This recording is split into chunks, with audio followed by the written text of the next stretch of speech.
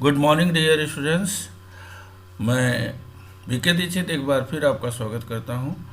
और आज हम लोग फॉरेस्ट की सफ़र पर चलेंगे और हमारे साथ रहेंगे क्लास 7th के बच्चे। फॉरेस्ट में हम लोग देखेंगे कि क्या खास बातें हैं, कौन कौन से ऑर्गेनिज्म पाए जाते हैं, किस तरह के पेड़ होते हैं। तो ये सब को जानने के लिए आप हमारे साथ तैयार हैं, और अगर आप तैयार हैं तो रेडी हो जाइए। चलिए चलते हैं सफ़र पे। सबसे पहले हम जानने की कोशिश करेंगे कि फॉरेस्ट क्या है। तो फॉरेस्ट जो है, हम इसको कह सकते हैं कि एक क्रॉप ऑफ ट्री प्लांट। बहुत छोटे शब्दों में हम कह सकते हैं कि forest is a crop of tree plant. ठीक है, या इसको एक और तरीके से डिफाइन किया जा सकता है कि a system consisting of plant, animal and microbes. ठीक है, तो जो ये टुगेदर जो प्लांट, एनिमल, माइक्रोब्स का एक जो सिस्टम बनता है उसको हम लोग फॉरेस्ट कहते हैं। अब फॉरेस्ट है तो जानवर भी होंगे, तो जो जानवर, जो animal and plant that present in the forest is called wild life. Wild मतलब जंगली होता है, लाइफ मतलब जो जीव होते हैं उनको हम कहते हैं। अब फॉरेस्ट में जो कॉमन जो एनिमल्स होते हैं वो जैसे boar, bison, jackal, porcupine, elephants, deer, lion, tigers, rhinoceros, बहुत सारे ऑर्गेनिजम्स पाए जाते हैं। लेकिन कोई ज़रूरी नहीं है कि सभी ऑर्गेनिज्म जो यहाँ पर हम आपको बताया जा रहा है वो एक ही जंगल में पाए जाएँ, क्योंकि क्लाइमेटिक कंडीशन अलग अलग होती है।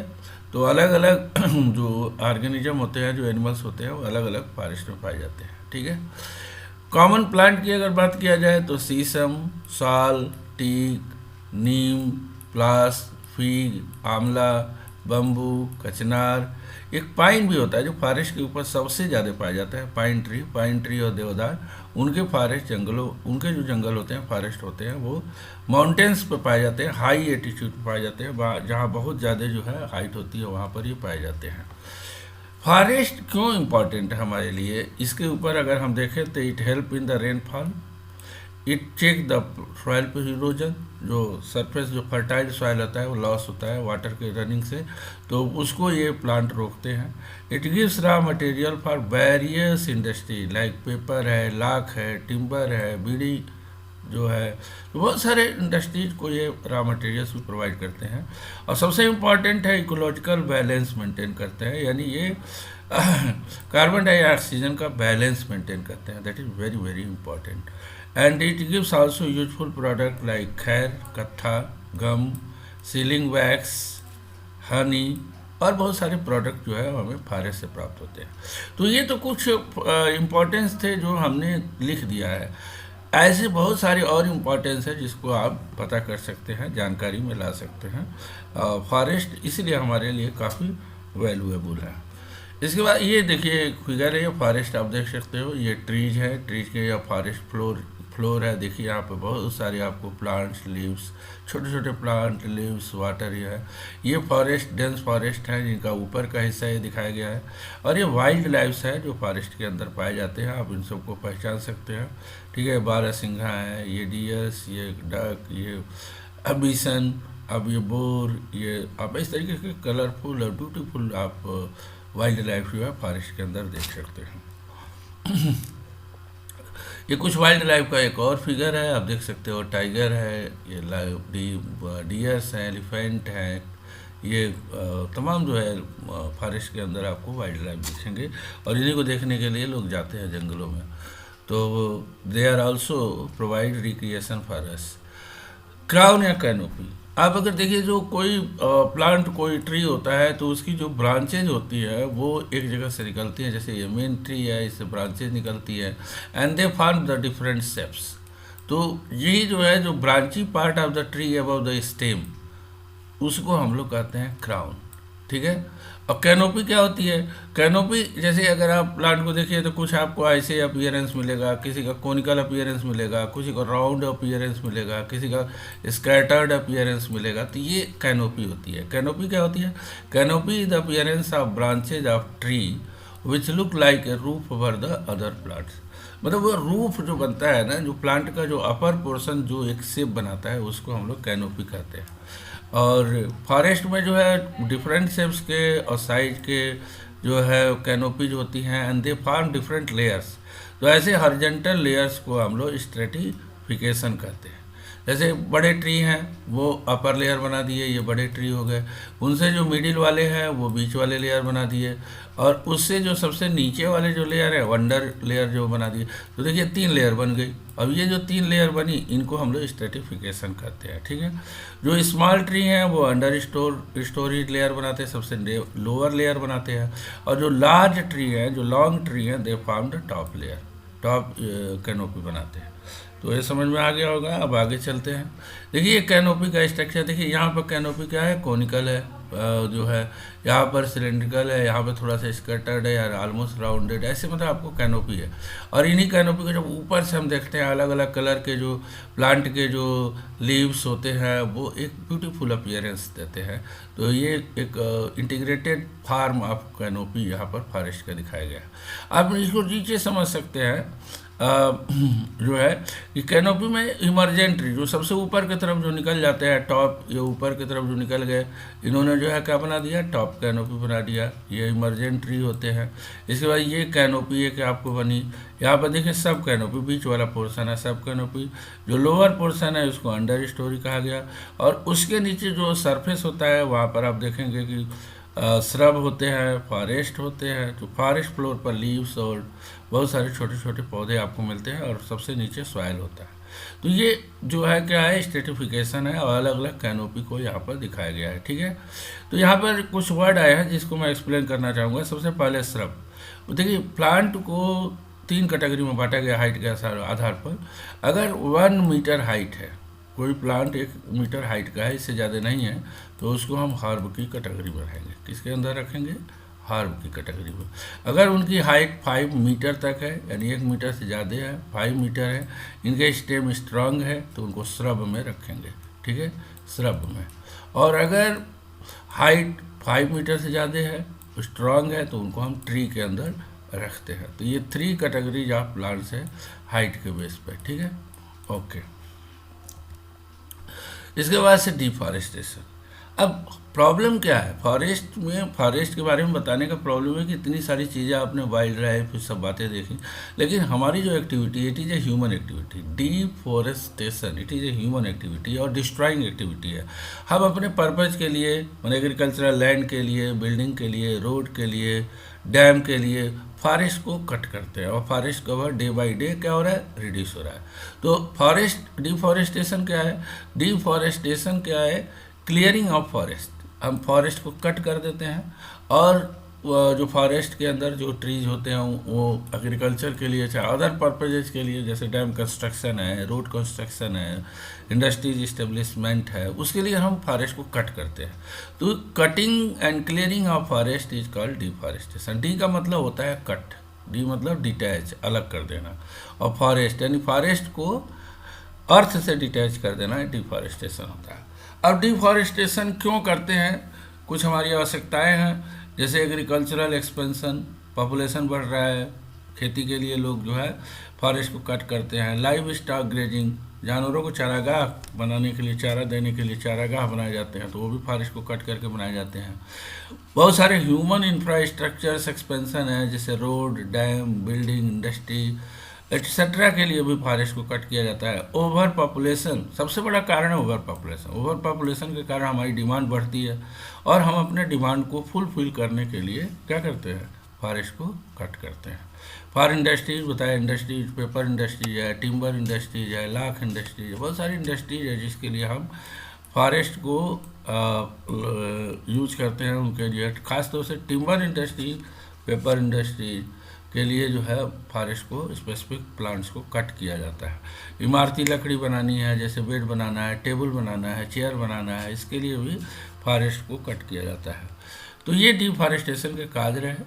डिफॉरेस्टेशन के वजह से हमें बहुत सारे नुकसान भी झेलने पड़ते हैं। तो कुछ हमने बहुत जो कुछ इम्पोर्टेंट है उसको यहाँ हमने एकत्र किया है आपके लिए। तो यहाँ पर आप देख सकते हो कि loss of habitat of wild life. Forest को कट करेंगे तो फॉरेस्ट के अंदर जो है वाइल्ड लाइफ रहती है, जानवर रहते हैं। अभी आपको वाइल्ड लाइफ दिखाया, तो वो कहाँ जाएंगे, उनका भी नुकसान, उनको वो घर है, अब किसी का घर टूटेगा तो कहाँ जाएगा, रोड पे आएगा। तो इसी तरीके से और उनकी संख्या कम भी होती जाती है वाइल्ड लाइफ की। टाइगर है, लायन है, जो भी वाइल्ड लाइफ है वो धीरे धीरे कम होते हैं। तो उनको आजकल हम कंजर्व करने की स्कीम भी चला रहे हैं। रिडक्शन ऑफ बायोडाइवर्सिटी, जब अलग अलग तरीके के जो एनिमल्स हैं, जो ऑर्गेनिजम्स हैं, जब नष्ट होंगे तो बायोडाइवर्सिटी लॉस होगी, पॉल्यूशन इंक्रीज होगा, डिप्लेशन ऑफ ग्राउंड वाटर, आपने प्रीवियस चैप्टर में पढ़ा कि जो ग्राउंड वाटर हो डे बाई डे डिप्लेट हो रहा है, और सॉइल फॉरेस्ट उसमें ग्राउंड वाटर रिचार्ज में हेल्प करते हैं। तो फॉरेस्ट कवर जब रिमूव होगा तो जो ग्राउंड वाटर है उनकी भी मात्रा कम होगी। इसके अलावा डिजर्टिफिकेशन एंड ड्रॉट, इससे क्या होता है, सूखा आ जाता है, डिजर्ट बन जाते हैं, रेगिस्तान बनना शुरू हो जाते हैं डिफॉरेस्टेशन की वजह से। डिस्टर्बेंस इन वाटर साइकिल भी डिस्टर्ब होती है। Non availability of fresh water, that is very important. ये ऑक्सीजन को प्रोवाइड करते हैं और उसी ऑक्सीजन को हम लोग यूज करते हैं। तो हालांकि प्लांट भी ऑक्सीजन यूज करते हैं यहाँ पर जो है, लेकिन प्लांट इतना ज़्यादा ऑक्सीजन प्रोड्यूस कर देते हैं कि वो प्लांट और हमारे लिए सफिशिएंट है, लेकिन हम उसको डिस्टर्ब करते हैं। हम फॉरेस्ट को कट करेंगे तो ऑक्सीजन का बैलेंस डिस्टर्ब होगा। ग्लोबल वार्मिंग, जब कार्बन डाइऑक्साइड की मात्रा बढ़ेगी एटमॉस्फेयर में तो ग्लोबल वार्मिंग होगी, यानी जो अर्थ का टेम्परेचर है वो बढ़ेगा। उसके बाद से ये भी प्रीवियस इस टॉपिक से ही रिलेटेड है कि जो कार्बन डाइऑक्साइड और ऑक्सीजन का जो बैलेंस होता है वो डिस्टर्ब होता है। तो ये सब बहुत सारे नुकसान होते हैं और इसी वजह से हमें फॉरेस्ट को सेव करना चाहिए। अगर हमको ये चीज़ें हमको फ़ायदा लेना है तो we have to maintain the forest cover on the अर्थ।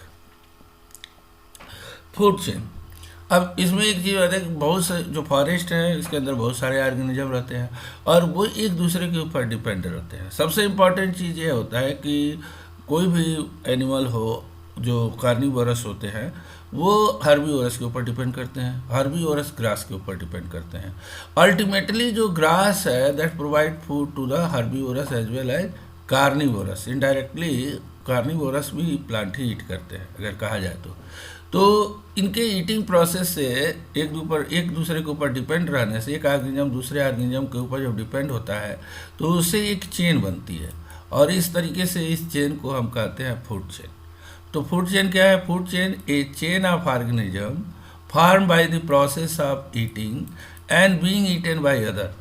मतलब जैसे कि यहाँ पे एक उदाहरण देकर समझाया गया, जैसे ग्रास है, ग्रास को ईट किया किसने? ग्रास होपर ने। ग्रास होपर को ईट किया किसने? फ्रॉग ने। फ्रॉग को किसने ईट किया? स्नेक ने। और स्नेक को किसने ईट किया? ईगल ने। तो इस तरीके से एक चेन जो बन गई, इन जो 5 जो ऑर्गेनिजम्स की एक जो चेन बनी, इसको हम लोग फूड चेन कहते हैं।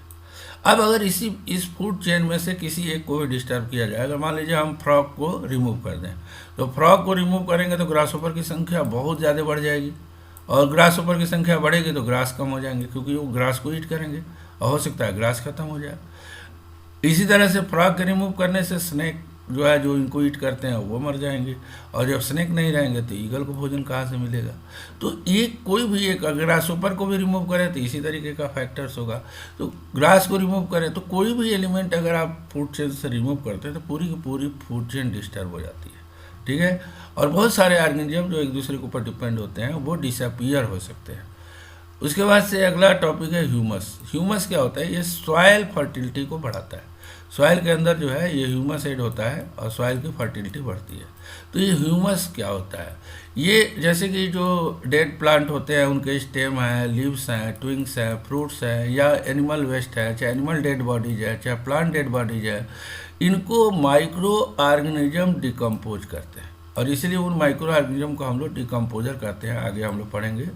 तो डिकम्पोजर एक ब्लैक कलर का सॉइल मटेरियल बनाते हैं। इस ब्लैक कलर के मटेरियल को हम ह्यूमस कहते हैं और ये सॉइल में ऐड होकर के सॉइल की फर्टिलिटी बढ़ा देते हैं और जब सॉइल की फर्टिलिटी बढ़ेगी तो प्रोडक्शन भी बढ़ेगा। तो डेड क्या होते हैं अगर इनको देखा जाए तो dead animals and plant product, इनके एक्सक्रीटरी प्रोडक्ट, उनके डिकम्पोजिशन से डार्क कलर मटेरियल बनते हैं और इन डार्क कलर मटेरियल को हम लोग क्या कहते हैं? ह्यूमस कहते हैं। तो ह्यूमस क्या है? ये dark colour material form by the decomposition of dead animal and plant product. ठीक है। तो इस और ह्यूमस बनने की प्रोसेस को हम लोग ह्यूमिफिकेशन कहते हैं। Humification is a process by which humus is formed. अच्छा, इनको बनाता कौन है? इनको बनाने वाले ऑर्गेनिज्म होते हैं डिकम्पोजर। ये क्या करते हैं? ये ऑर्गेनिज्म होते हैं, माइक्रो ऑर्गेनिज्म होते हैं, यानी these are micro organism which decomposes the dead organic matter. इनको हम डिकम्पोजर कहते हैं, जो डेड ऑर्गेनिक मैटर को डिके करते हैं। अब डेड ऑर्गेनिक मैटर के अंदर क्या आएगा? प्लांट की डेड बॉडी आ जाएगी, एनिमल की डेड बॉडी आ जाएगी, इसके अलावा एक्सक्रीटरी मैटर इनके आ जाएंगे जो उनको डिग्रेड करते हैं, और इस प्रोसेस को हम लोग कहते हैं डिकम्पोजिशन। तो जो मेन डिकम्पोजर हैं उनमें आप याद रख सकते हो, हमने नाम नहीं दिया है लेकिन आप याद रख सकते हो, बैक्टीरिया है और फंजाई है। ये मेन डिकम्पोजर है। कौन कौन है? बैक्टीरिया और फंजाई। डिकम्पोजर क्या करते हैं? Decomposer help in maintaining the supply of nutrient to growing plant. कैसे? अब देखिए, जो न्यूट्रिएंट प्लांट एब्जॉर्ब किए हैं उनकी बॉडी के अंदर स्टोर है, जैसे ट्री के अंदर स्टोर है, एनिमल बॉडी के अंदर स्टोर है। तो वो जब डेड बॉडी इनकी, जब बॉडी जो अर्थ के ऊपर जब इनका डेड बॉडी मिलता है तो माइक्रोब्स इनको फिर सिंपलर न्यूट्रिएंट्स में तोड़ देते हैं, और इस तरीके से दे maintain the supply of nutrient. जो डिकम्पोजिशन के बाद जो न्यूट्रिएंट ऑब्टेंड होगा वो सॉइल के अंदर मिक्स हो जाता है, जिसको फिर ग्रोइंग प्लांट एब्जॉर्ब कर सकते हैं। तो ये साइकिल जो है चलती रहती है। तो इस साइकिल में डिकम्पोजर का बहुत बड़ा महत्व है। अगर डिकम्पोजर ना हो तो जो नए ग्रोइंग प्लांट हैं उनको न्यूट्रिएंट नहीं मिलेगा। ये बहुत बड़ी बात होती है। चलिए आगे चलते हैं। अगला है, हमने अब यहाँ से थोड़ा सा ट्रेंड चेंज किया है। हमने जो आपके टॉपिक है बुक में, जो क्वेश्चन टॉपिक्स है उसमें बहुत सारे रीजनिंग टाइप के क्वेश्चंस थे, तो हमने उनको सभी क्वेश्चंस को एक बार यहाँ पे कलेक्ट किया है और आपको एक टास्क दे रहे हैं, एक मतलब आपको हम सुझाव दे रहे हैं कि पहले आप इन क्वेश्चंस को पढ़िए, इनको आंसर ट्राई कीजिए फाइंड आउट करने की। जैसे how new plant arise in forest. जंगल में कोई पौधा तो लगाता नहीं है, फिर भी पौधे वहाँ बहुत सारे उग जाते हैं, तो कैसे उगते हैं इनको जानने की कोशिश कीजिए। तो would you find similar kind of tree in every forest. क्या हर फॉरेस्ट में एक ही तरह के ट्री और एक ही तरह के एनिमल होते हैं? तो अगर यस या नो जो भी है उसको आंसर मतलब रीजन पता करने की कीजिए कि क्यों ऐसा होता है। तो इन क्वेश्चन को जब आप एक बार आपने ट्राई कर लीजिए, वीडियो बंद कर लीजिए, इसको खूब अच्छी तरीके से देख लीजिए, जब समझ में आ जाए, अगर ना समझ में आए तो आगे आप चलिए, मैंने इसको एक्सप्लेन किया एक एक करके। सबसे पहले how new plants arise in the forest. तो देखिए, फॉरेस्ट के जो कवर होता है, जो फ्लोर होता है, उस पर बहुत सारे डेड ऑर्गेनिक मैटर होते हैं, ह्यूमस होता है, सॉइल फर्टाइल होता है, वहाँ वाटर भी अवेलेबल होता है। मतलब the condition on the forest floor is totally appropriate. मतलब वो क्या होता है, सूटेबल होता है, फेवरेबल होता है, और वहाँ पर जो प्लांट्स होते हैं वो एनफ सीड प्रोड्यूस करते हैं। जब उनके सीड इन अर्थ के ऊपर आते हैं तो फिर इनके अंदर जर्मिनेशन होता है और नए प्लांट बन जाते हैं। अब उन नए प्लांट को कोई डिस्ट्रॉय करने तो वाला तो है नहीं, तो वो ग्रो होकर के फॉरेस्ट बन जाते हैं। ठीक है, तो ये आपको समझ में आ गई होगी। दूसरा क्वेश्चन है कि would we find similar kind of tree in every forest. क्या हर फॉरेस्ट में कई तरह के प्लांट और एनिमल होते हैं? तो आंसर है नो, क्योंकि हर फॉरेस्ट अलग अलग एरिया में पाए जाते हैं और हर एरिया का अलग अलग क्लाइमेटिक कंडीशन होता है। कहीं टेम्परेचर ज़्यादा होगा, कहीं रेनफॉल कम होगी, कहीं रेनफॉल ज़्यादा होगा, कहीं टेम्परेचर कम होगा। तो ये जो फैक्टर्स होते हैं वो नेचर डिसाइड करते हैं कि which type of plant will grow there. तो जब प्लांट जो है अलग अलग क्लाइमेटिक कंडीशन में अलग अलग होते हैं, और इसी तरीके से एनिमल स्पीसीज भी अलग अलग होते हैं। अगला क्वेश्चन है, what difference will it make if you cut some tree from for a factory. अभी आपको हम ये जैसे मान लीजिए कि फॉरेस्ट है, तो फॉरेस्ट में अलग अलग ट्री हैं। अब हम इंडस्ट्री के लिए किसी ट्री को कट करते हैं, हम एक भी ट्री को कट करते हैं, एक ही तरह के पौधों को अगर हम कट करते हैं तो क्या नुकसान होगा? देखिए, कोई भी ऐसा ट्री नहीं है जिसका कोई इम्पोर्टेंस नहीं हो, आपने अभी देखा। तो उस ट्री को अगर हम रिमूव करते हैं तो उस ट्री के ऊपर डिपेंडेंट जितने एनिमल्स होंगे, चाहे जितने अदर जो ऑर्गेनिजम्स होंगे, वो भी डिसअपियर होंगे, तो बायोडाइवर्सिटी का लॉस होगा। तो if you remove one component of food chain तो other component will also remove, और अगर और जो कंपोनेंट होंगे वो अपने आप क्या होंगे, रिमूव हो जाएंगे। समझ में आ गई बात? इस चीज़ को आप समझ सकते हो कि अगर एक कंपोनेंट को हम रिमूव करेंगे तो अदर कंपोनेंट जो है अपने आप रिमूव हो जाएंगे, क्योंकि उनको जो है उनकी सूटेबिलिटी उनको सूटेबल जो फूड जहाँ से मिलता था वो ख़त्म हो गया, ठीक है। Is decaying matter always burn? अच्छा, जब डिकम्पोजिशन होता है तो आप देखेंगे वहाँ हीट प्रोड्यूस होती है, तो क्या ये सही है? तो yes, when ever decomposition is taken place, क्या होगा? Heat is produce. अभी आपकी बुक में एक एक्टिविटी भी दिया हुआ है कि आप अगर थोड़ा सा एक छोटा सा गड्ढा खोद के उसके अंदर लिप्स डाल दीजिए, उसके ऊपर मिट्टी डाल दीजिए, फिर पानी उसमें भर दीजिए, थोड़ा थोड़ा पानी डाल दीजिए, 2-3 दिनों बाद आप देखेंगे लिप्स में बहुत ज़्यादा गर्मी प्रोड्यूस हो गई होगी। तो ये हीट जो है उनको डिकम्पोज करने में हेल्प करता है, ठीक है। अच्छा, why forest are called as green lung? That is also important question, एक बहुत अच्छा क्वेश्चन है यार। आप देख सकते हो कि जो फॉरेस्ट है इनको ग्रीन लंग क्यों कहा गया है? तो देखिए, फॉरेस्ट जो होते हैं they take carbon dioxide and give oxygen. अब ये कार्बन डाइऑक्साइड क्यों लेते हैं? ये अपने भोजन बनाने के लिए, फोटोसिंथेसिस के लिए कार्बन डाइऑक्साइड यूज करते हैं, और फोटोसिंथेसिस के दौरान ऑक्सीजन गैस निकलती है, तो ये ऑक्सीजन गैस अदर एनिमल्स लेते हैं। यानी अदर एनिमल्स से निकलने वाले कार्बन डाइऑक्साइड को प्लांट एब्जॉर्ब करते हैं और ऑक्सीजन रिलीज करते हैं, and that oxygen is taken by other animals.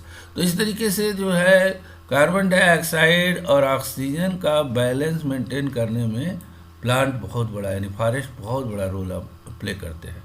Since they produce oxygen, so they are called green lungs, ठीक है।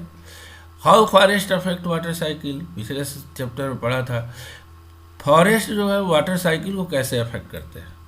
तो देखिए, फॉरेस्ट का जो सरफेस होता है वो काफ़ी स्पंजी होता है, और ये वाटर को एब्जॉर्ब करते हैं, और वाटर को एब्जॉर्ब करते हैं, वाटर को रोकते हैं।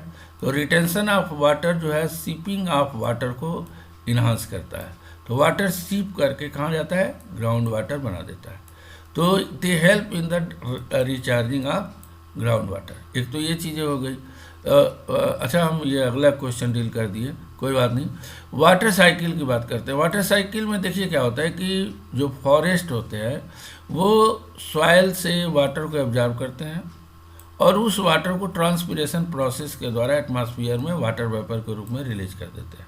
तो वाटर वेपर ऊपर जाकर क्लाउड बन जाएगा, और क्लाउड का जब कंडेंसेशन होगा तो वो क्लाउड जो है कंडेंसेशन, उस कंडेंसेशन प्रोसेस को फॉरेस्ट एक्सेलरेट करते हैं। कैसे? जब ट्रांसपिरेशन होगा तो फॉरेस्ट का जो अपर सरफेस होगा वो कूल होता है, और कूलनेस की वजह से जब क्लाउड उधर से गुजरते हैं तो वो कंडेंस होने लगते हैं, कंडेंसेशन उनमें होने लगता है, और फिर रेनफॉल होती है। तो जहाँ पर फॉरेस्ट कवर ज़्यादा होता है वहाँ पर रेनफॉल होती है। अब राजस्थान में देखिए फॉरेस्ट है ही नहीं, या फॉरेस्ट नहीं है तो रेनफॉल नहीं होती है, ठीक है ना। तो ये चीज़ें होती है। अब इसके अलावा कुछ क्वेश्चन और है, जैसे how forest maintain the water table. अब यही चीज़ आगे हम डिस्कस कर रहे थे। मैंने बताया कि फॉरेस्ट जो है वाटर के गुड एब्जॉर्बर है, ये वाटर को ऑब्जॉर्व करते हैं एंड अलाउ टू पर्कुलेट या टू सीप इनसाइड द अर्थ, और इस तरीके से ग्राउंड वाटर रिचार्ज होता है, ठीक है। ये वाटर को, रेनफॉल को भी अट्रैक्ट करते हैं, रेनफॉल के कारण बनते हैं। तो रेनफॉल होगा तो अर्थ के ऊपर वाटर आएगा, तो वो भी ग्राउंड वाटर को रिचार्ज करने में हेल्प करेगा, ठीक है। उसके अलावा जो है वाई शुड वी कंजर्व, ये बहुत इंपॉर्टेंट चीज़ है। अभी तक के पढ़ने का हम लोग का जो मीनिंग आया कि फॉरेस्ट को हमें कंजर्व क्यों करना चाहिए, तो इसके लिए हमको फॉरेस्ट इंपॉर्टेंस को देखना होगा, क्योंकि forest are very very important for us, not only to maintaining the carbon dioxide and oxygen balance, but also provide different kinds of food to the different animals. they are called the natural habitat of the wildlife। तो ये सब चीज़ें जिसके वजह से हमें forest को conserve करना चाहिए। अगर फॉरेस्ट रहेंगे तो हमें लंबे समय तक इनके फ़ायदे मिलेंगे। इसी फायदे को हम कहते हैं सस्टेनेबल बेनिफिट। तो to get sustainable benefit of forest, यानी लॉन्ग टाइम तक हम बेनिफिट प्राप्त हमको हो, इसके लिए हमें फॉरेस्ट को कंजर्व करना चाहिए। How do we conserve the wildlife, ये भी बहुत इंपॉर्टेंट चीज़ है। अब ठीक है, कंजर्व करना चाहिए, समझ में आ गई, लेकिन कैसे कंजर्व करें? तो इसके लिए कंजर्व करने के लिए हमारे पास दो तरीके होते हैं। देखिए, अगर एक तरीका ये होता है कि फॉरेस्ट जो वाइल्ड लाइफ है, जो फॉरेस्ट है जहाँ पे है, अगर कंडीशंस फेवरेबल है तो वहीं पर उनको प्रोटेक्ट किया जाए। मतलब जो एनिमल्स की पोचिंग होती है, हंटिंग होती है, उसको रोका जाए। अगर कोई और फैक्टर जिसकी वजह से वहाँ पे प्लांट है एनिमल डिस्ट्रॉय हो रहा है, उनका डिस्ट्रक्शन हो रहा है, उस फैक्टर को रोका जाए तो प्रोटेक्टेड एरिया हम बना सकते हैं। और उस प्रोटेक्टेड एरिया में हम हंटिंग, पोचिंग इस सब को, डिफॉरेस्टेशन को स्ट्रिक्टली रोक दें, तो वो उस कंडीशन में जो प्लांट भी होंगे सेफ होंगे और एनिमल भी सेफ होंगे। दूसरा ये है कि अगर जैसे इसके लिए जो पहला कंडीशन है, इसको हम लोग कहते हैं कि conservation in their natural habitat. जो उनका नेचुरल हैबिटेट है उसी में उनको हम कंजर्व करें। और इसके लिए जो प्रोटेक्टेड एरिया बनाए जाते हैं उनका अलग अलग नाम दिए जाते हैं। उनको हम national park, wild life sanctuary या बायोस्फीयर रिजर्व हम कह सकते हैं। तो ये जो नाम है, ये जंगल ही होते हैं, फॉरेस्ट ही होते हैं, जहाँ पर गवर्नमेंट का कंट्रोल होता है और पोचिंग है, हंटिंग है, डिफॉरेस्टेशन है, वो बिना गवर्नमेंट के परमिशन के अलाउ नहीं होता है। तो इस तरीके से वहाँ पर सेव रहते हैं प्लांट और एनिमल। दूसरा ये तरीका है कि अगर वो हैबिटेट ही उनको खतरा पहुँचा रहा, वो एरिया ऐसा है कि वहाँ पर प्लांट सर्वाइव नहीं कर रहा है, चाहे एनिमल को नुकसान हो रहा है, तो हम ऐसे प्लांट और एनिमल को किसी ऐसे एरिया में हम शिफ्ट कर सकते हैं जहाँ पे वो उनको ज़्यादा फेवरेबल कंडीशन मिले, तो वहाँ पर उनकी ब्रीडिंग अच्छी होगी, वहाँ पर उनका पॉपुलेशन बढ़ेगा। तो ऐसे प्लेस को हम लोग कहते हैं जू या बोटेनिकल गार्डन या जीन बैंक, इस तरह के इस्टेब्लिशमेंट करके हम उनको आउटसाइड द मतलब मैन मेड हैबिटेट हम कह सकते हैं, मैन मेड हैबिटेट में उनको सेफ रखा जा सकता है। इसके अलावा कुछ और टॉपिक्स हैं जैसे बायोस्फीयर एंड बायोडाइवर्सिटी। ये थोड़ा एडिशनल टॉपिक है, लेकिन मुझे लगा कि अगर आप फॉरेस्ट पढ़ रहे हैं तो इनके बारे में भी थोड़ा बहुत जानना चाहिए। बायोस्फीयर क्या है? जहाँ भी लाइफ प्रेजेंट है उस एरिया को हम बायोस्फीयर करेंगे। All the part of the earth which where living organism exist. जहाँ भी लिविंग ऑर्गेनिज्म प्रेजेंट है, ओशन के अंदर, स्काई के अंदर, अर्थ के अंदर, उस पूरे एरिया को हम बायोस्फीयर कहते हैं।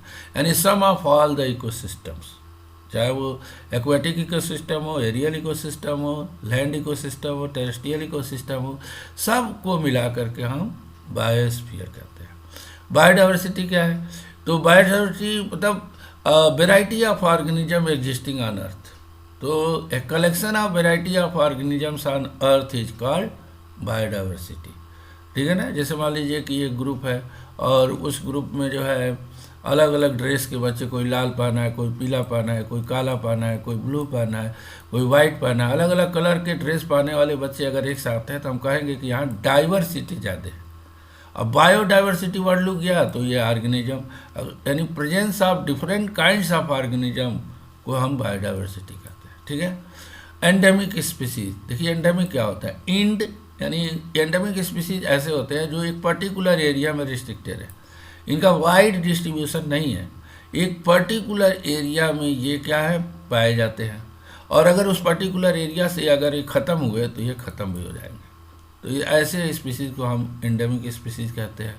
इंडेंजर्ड स्पीसीज, देखिए एंडेमिक स्पीसीज हो सकता है वाइड एक पर्टिकुलर एरिया में पाए जाते हैं लेकिन सेफ हो, लेकिन ऐसे एनिमल जो पाए जो जिनका एग्जिस्टेंस खतरे में है, मतलब वो ख़त्म होने के कगार पे है, तो उनको हम कहते हैं इन डेंजर यानी इनका अस्तित्व खतरे में है। इन डेंजर क्या है? खतरे में, स्पीसीज की लाइफ खतरे में है। जैसे रेड जाइंट पांडा है, टाइगर हैं, ऐसे बहुत सारे स्पीसीज हैं। और इनका एक रिकॉर्ड, जो प्लांट ख़त्म होने वाले हैं, जो एनिमल ख़त्म होने वाले हैं, उनका एक रिकॉर्ड वर्ल्ड लेवल पर एक बुक में रखा जाता है, उसको हम लोग कहते हैं रेड डाटा बुक। यानी रेड डाटा बुक क्या है? एक बुक है keeping a record of all the plants and animal that are in danger.